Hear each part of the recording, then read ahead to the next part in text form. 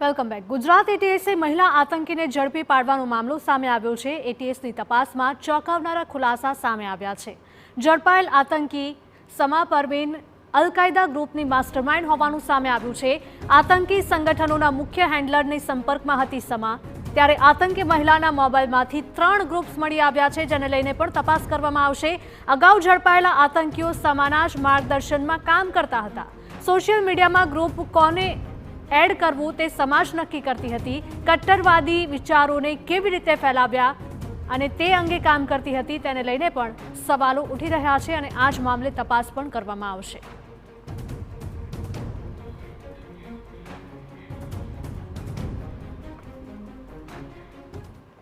તો આ જ મુદ્દે વધુ માહિતી સાથે અમારા સંવાદદાતા મિહિર જોડાયા છે। મિહિર, જણાવશો કે ગુજરાત એટીએસે મહિલા આતંકીને ઝડપી પાડી છે, શું ખુલાસા થયા છે અત્યાર સુધીમાં?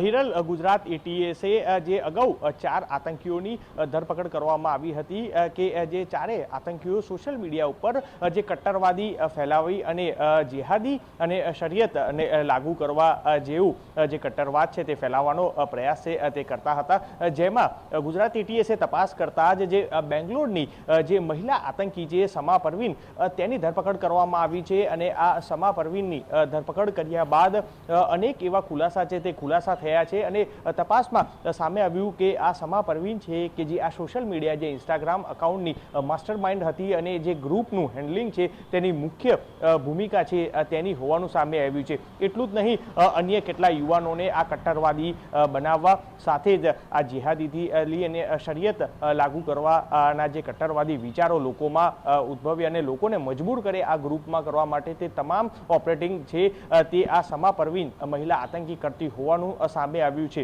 એટલું જ નહીં, આ મહિલા આતંકી છે કે જે આતંકી સંગઠનોના હેન્ડલરના સાથે પણ સીધા જ સંપર્કમાં હોવાનું સામે આવ્યું છે। સાથે તેના મોબાઈલમાં અલગ અલગ જે ઇન્સ્ટાગ્રામમાં 3 જેટલા અકાઉન્ટો છે કે જે ગ્રુપ છે તે મળી આવ્યા છે અને જે ડમી અકાઉન્ટો છે તે બનાવવામાં આવ્યા છે। વાત કરવામાં આવે તો આ જે મહિલા આતંકી છે કે જે સમા પરવીન તે અગાઉ પણ આ જ રીતની કોઈ પ્રવૃત્તિમાં જોડાયેલા હોવાની શંકા છે તે ગુજરાત એટીએસને લાગી રહી છે। સાથે જ તે કોઈ આસામના આતંકી સંગઠન સાથે જોડાયેલી હોવાની શક્યતા છે, પરંતુ હજી સુધી તપાસમાં જે છે તે હકીકત સામે નથી આવી। પરંતુ જે સોશિયલ મીડિયા ઉપર આ જેહાદી અને શરિયત લાગુ કરવા જેવા જે કટ્ટરવાદી વિચારો અને લોકોમાં આ રીતનું જે ઝેર ઉકાવવા માટેનો જે પ્રયાસ કરવામાં આવે છે તે આ ગ્રુપની માસ્ટરમાઇન્ડ હોવાનું સામે આવ્યું છે। આ ગ્રુપમાં અનેક લોકો સંડોવાયેલા છે, એટલે હાલ તો આ તમામ આતંકીઓ જે પકડાયા છે તે લોકોની સીધી ચેટ છે તેની અંદરના આ ખુલાસા છે તે ખુલાસા સામે આવ્યા છે। સાથે જ આ મહિલા આતંકી જે સમા પરવીન છે તે અગાઉ જે પકડાયેલા 4 આતંકીઓને જે રીતનું માર્ગદર્શન આપે અને તે રીતનું કામગીરી છે તે કરતા હોવાનું અત્યારે હાલ તપાસમાં સામે આવ્યું છે। એટલે હાલ આ મહિલા આતંકીઓની પૂછતાછમાં અનેક એવા ખુલાસા છે અને ઘટસ્ફોટ છે તે થઈ શકે છે, પરંતુ ગુજરાત એટીએસે આ બેંગ્લોરથી મહિલા આતંકી સમા પરવીનની ધરપકડ કરી છે અને તેના આ તમામ જે મોબાઈલ જે છે તેને પણ એફએસએલમાં મોકલવામાં આવશે અને તેના ઇન્સ્ટાગ્રામ એકાઉન્ટ જે 3 જે છે તે અલગ અલગ મળી આવ્યા છે અને ગ્રુપ મળી આવ્યા છે તેમાં પણ તપાસ કરશે, ત્યારે મોટો એક ઘટસ્ફોટ છે તે થઈ શકે છે। બિલકુલ મિહિર, માહિતી બદલ આપનો આભાર। તો મહિલા આતંકીની ધરપકડ કરવામાં આવી છે અને તેની તપાસમાં હજુ પણ મોટા અને ચોંકાવનારા ખુલાસા થાય તેવી પૂરેપૂરી શક્યતા